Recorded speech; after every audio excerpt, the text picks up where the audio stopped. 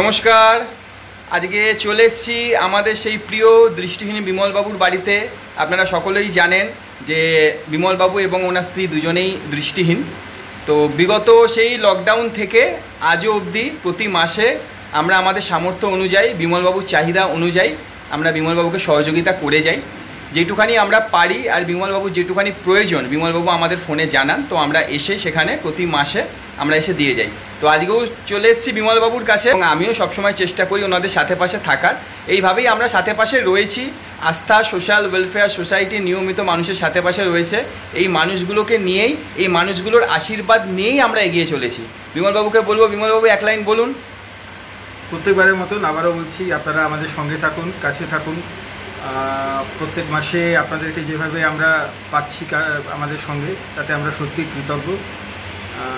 Thank you. এইভাবেই বিমলবাবু আমাদের আশীর্বাদ করে যাচ্ছে। আর বিমলবাবু আমাদের নিজেদের ঘরের লোক হয়ে গেছে, সুতরাং এরম কোনো ব্যাপার নেই যে বিমলবাবুর কাছে আমরা দিতে আসছি। এটা হলো মানবিকতা, মানসিকতা, ব্যাস। সবাই ভালো থাকুন, সবাই সুস্থ থাকুন। নমস্কার।